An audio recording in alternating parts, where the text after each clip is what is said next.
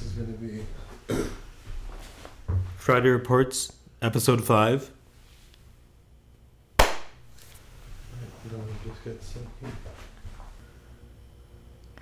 Hi, welcome to Health Talk. This is Friday Reports, Episode 5. We're going to talk about reproductive access in this current age of the controversy about Roe versus Wade and all the feelings that people have about right to life and abortion rights, and what rights does the fetus have and what right does the woman have. So there's some interesting statistics. Over 50% of abortions now are done by medication, and this is the drug, mifepristone, and this is very commonly available, and it is up to the 10th week of the fetus's life, of the 10th week of conception. Now, conception is a very tough thing to define for somebody.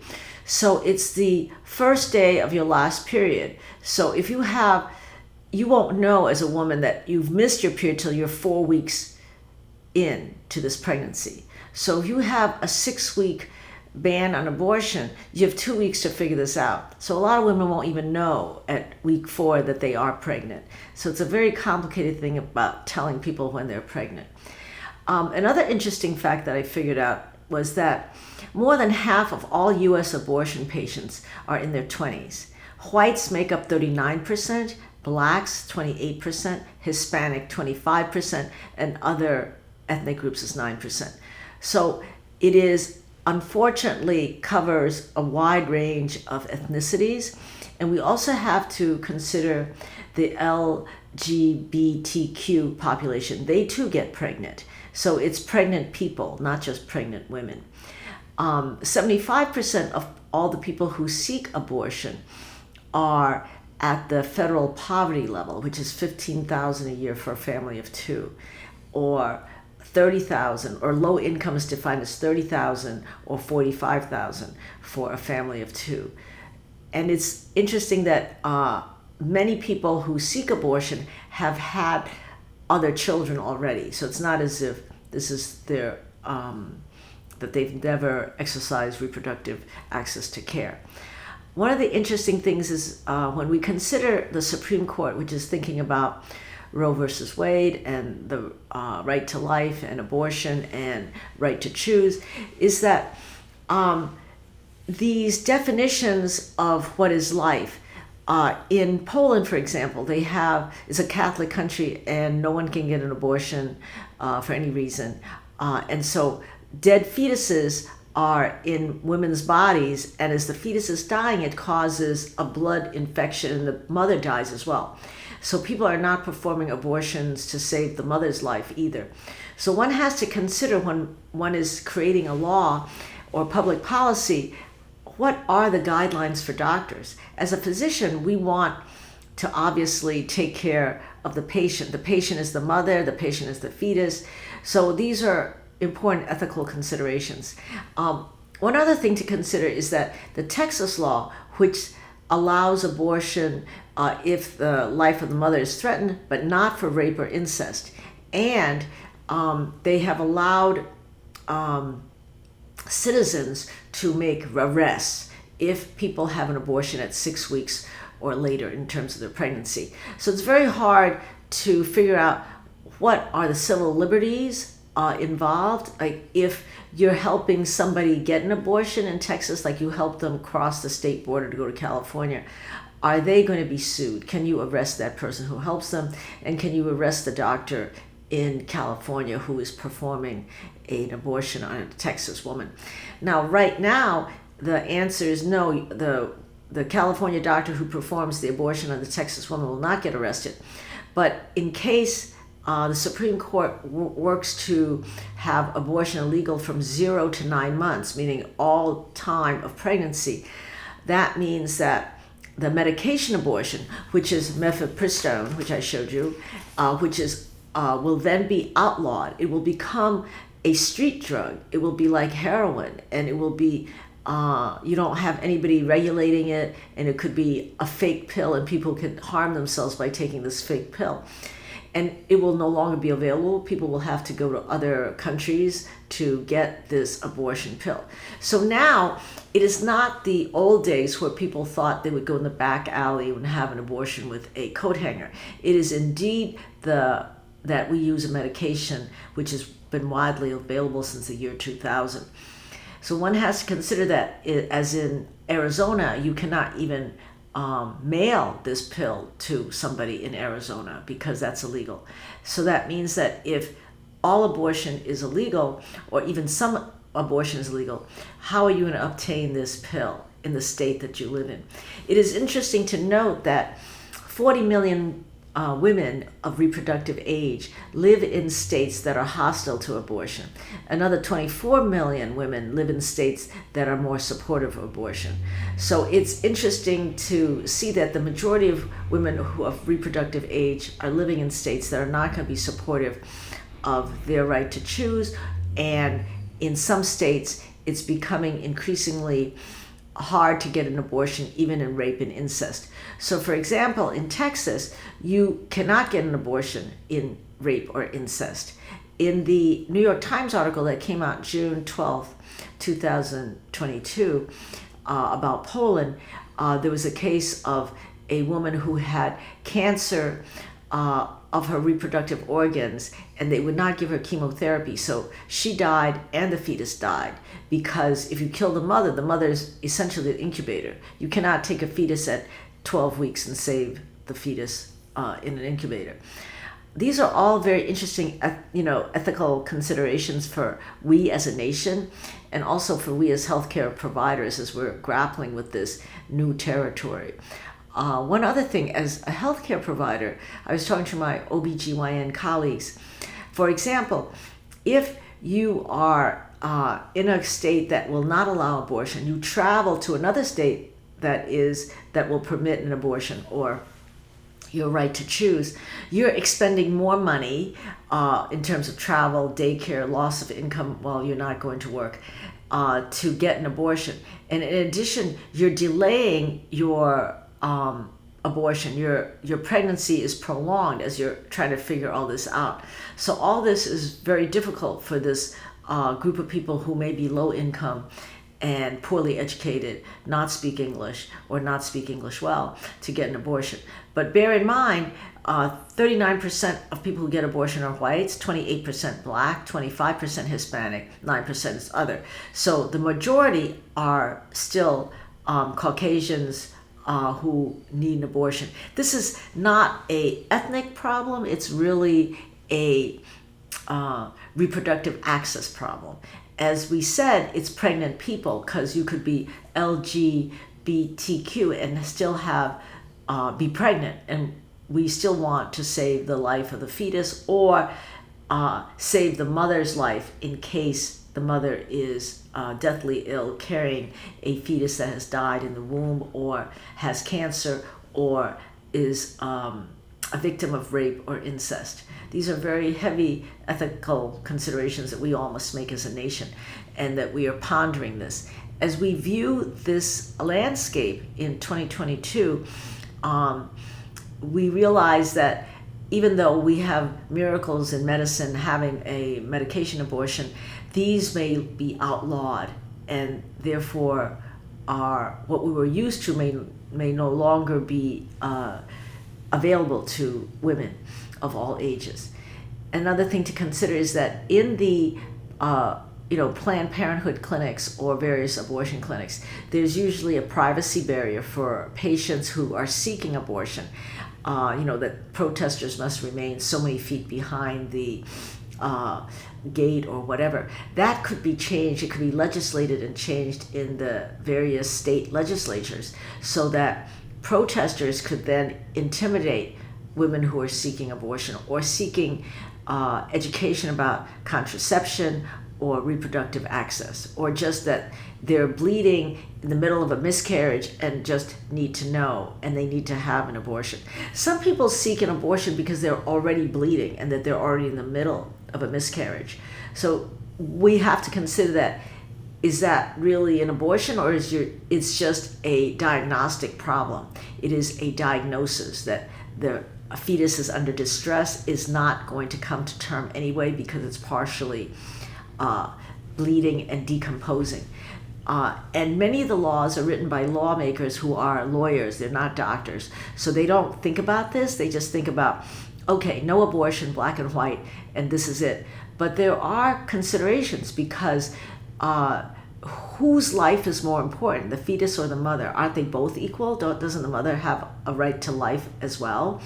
And it is indeed the same ethical considerations that we must give to something like cloning a human being, cloning a dog, all these things. No, people will still have abortions. They think that there will be an increase of 24% more deaths because people will seek other ways of getting abortion, and they may not be healthy for the mother. They could be taking herbal medicines, which can be equally poisonous, and they could be taking homemade remedies of potent hormones, and that could give the pregnant patient a heart attack or other things. So I don't think it's going to stop that problem. It will cause some complications because people will, if they want an abortion and cannot have it, some may just not have an abortion, but they may not seek care. They may not seek prenatal care to have a healthy delivery because they're so confused. They don't know what trimester their pregnancy is. So these are issues that OBGYNs and healthcare providers deal with every day in community health centers. The Texas law is very interesting because they said anybody, any citizen, can arrest anybody who is seeking an abortion. So therefore, the Supreme Court cannot rule about that. So Texas can keep that law.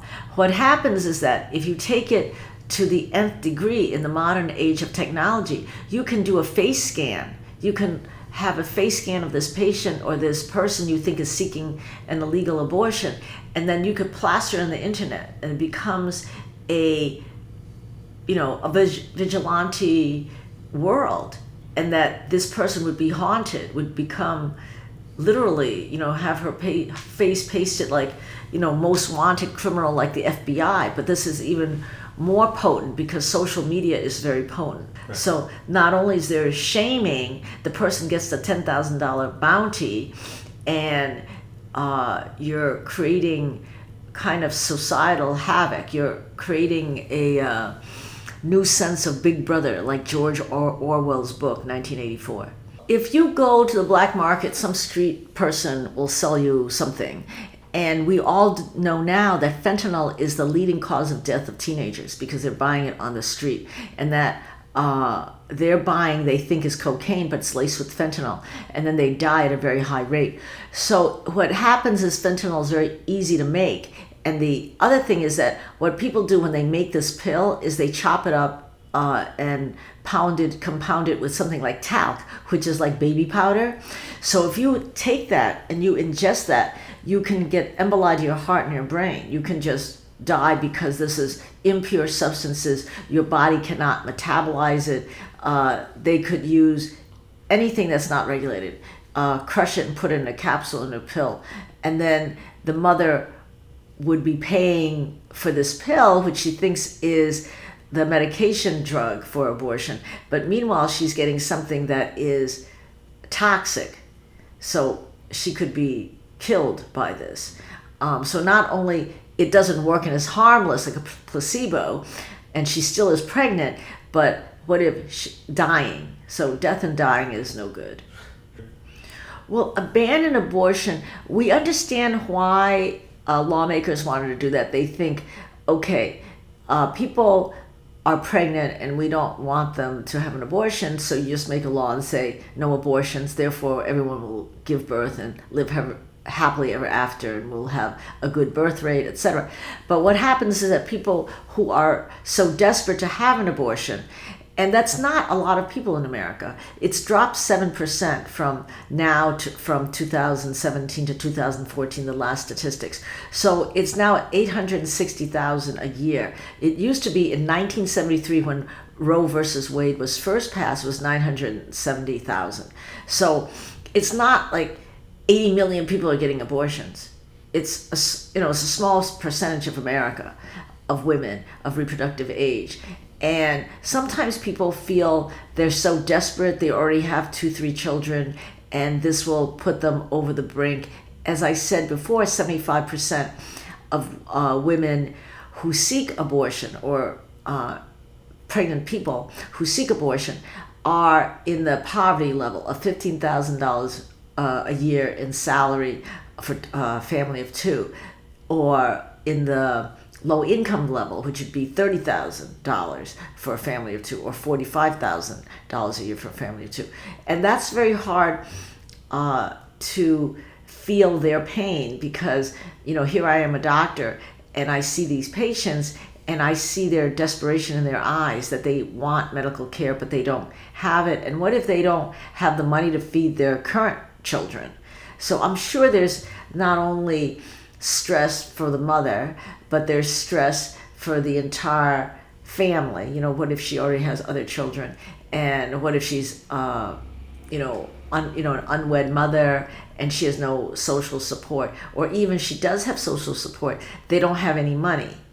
And even though there are government agencies to help people who are in the poverty level have children, sometimes during the COVID era it's very hard to access this. There's no transportation. These clinics are partially closed. You have to go on Zoom, and these people do not have access to internet services. They have to go sit in Starbucks cafe, or maybe they have a cell phone that does not have good service, or maybe their smartphone does not have the capability of reaching locations that are not local.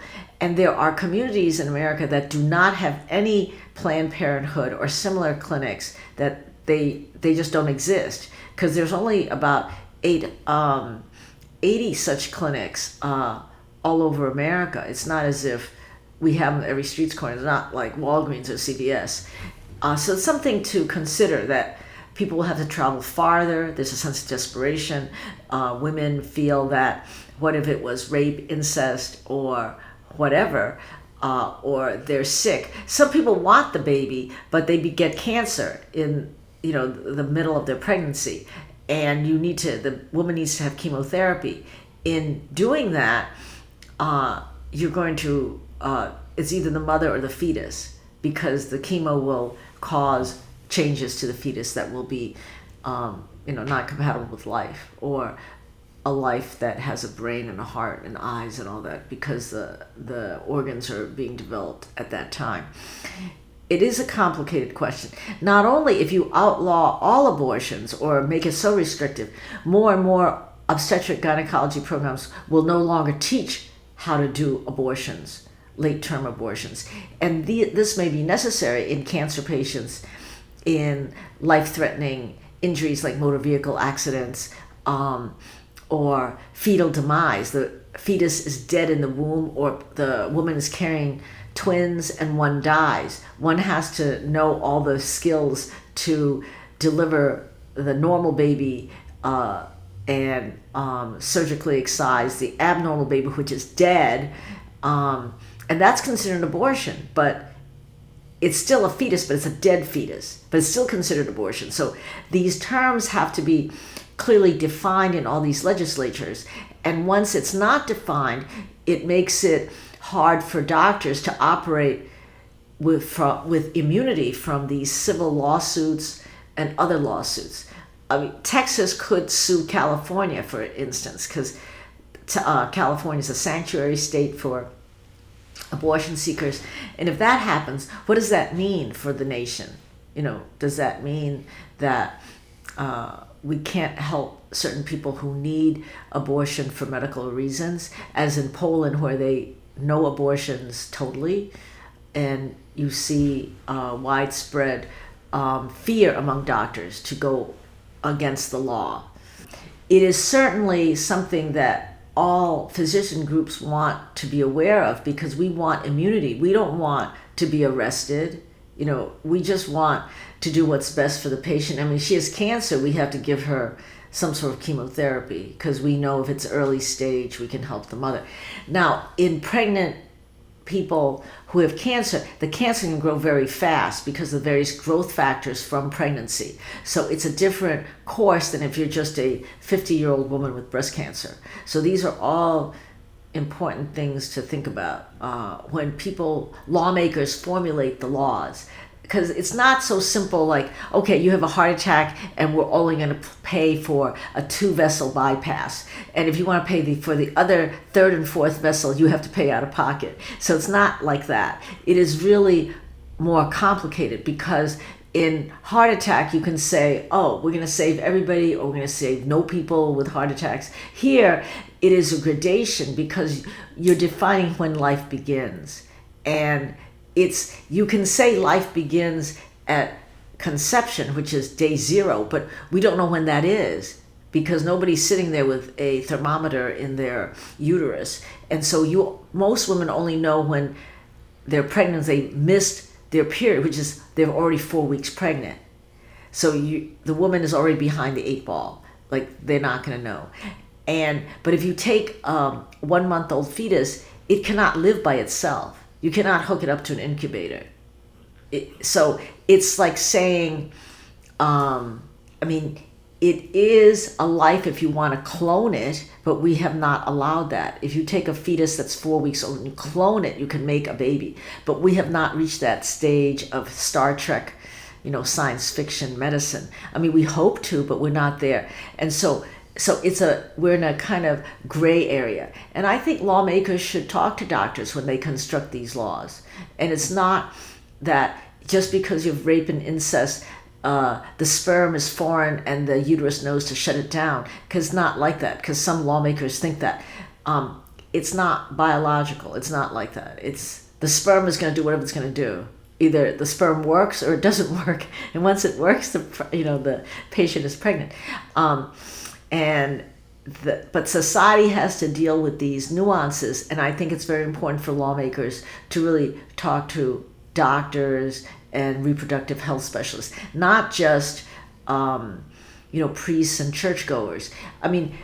I think that, for example, in Judaism, there's nothing against abortion, and in the Muslim religions, I don't think there's anything against abortion.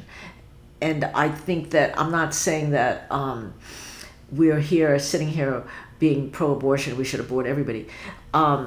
We have to consider it's only 860,000 abortions a year, period, versus 960,000, the high in 1973 when Roe versus Wade was passed.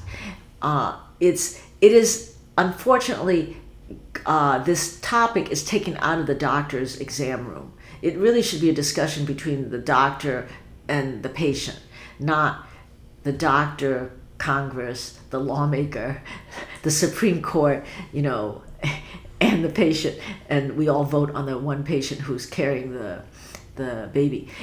So I think it's unfortunately taken out of the exam room. It should be a doctor and the patient trying to figure out what's best for her in terms of her health. What if her uterus is abnormal and it's not going to ever carry a normal fetus? So there's some situations like that, and that they have to have other ways of having a surrogate, etc. So these are other things. And I think the field of OBGYN has been magnificent in the last century because they gave us, in vitro fertilization. We can freeze our sperm, our eggs, and women can now have babies at age 59, age 60. So these are things that were not available 100 years ago. So we don't want to go backwards with the medication abortions. People talk about the socioeconomic factors in healthcare delivery, and the social determinants of health, such as education, literacy, your background, where you live, the food you eat. All these are very important. So what you have is that 75% of these people seeking abortion are low income or in the poverty level. So the reason they're in the poverty level, many, maybe they're born into it, they're third generation in the Appalachian Mountains, or they never could get more than a third grade education because they were needed at home to do whatever, farm labor or whatever, or they ran away from school. They had ADD, nobody caught it early, they were good in school, they left, they felt disenfranchised. And then during COVID epidemic, people lost jobs, and now the jobs that exist are in both coasts, the East Coast and the West Coast. So it's hard for people in the middle of the country to get a job if they're in a community where there are no universities to give them these programs to train. I mean, there is a lot of federal money, but it may not go to where it's needed because there are no distribution channels. Just like we can't find all the deserving people who deserve to go to college, but we can't find them because there are a lot of colleges who want to give them scholarships, but they're not in high school where the universities can find them to give them education. So similarly, these people who are suffering there with many diseases, eye diseases, heart disease, lung disease, they're just sitting there. And the good thing about the internet is that they found some answer, but they still have to get themselves to that medical center. And even though there are 121 medical schools, sometimes these people in rural areas or underserved areas are not near a medical school. They're not near anywhere they can get education. And so it's a multifactorial problem why people are seeking abortion to begin with. They didn't know how they got pregnant. Some teenagers don't know. Like, I remember I was a medical student at Columbia, and there were 14-year-olds delivering. They didn't even know they were pregnant. They came in the ER, they dropped a baby, and they didn't know. And so this widespread ignorance is still there. And I think the internet has helped it, but it hasn't solved it for all people.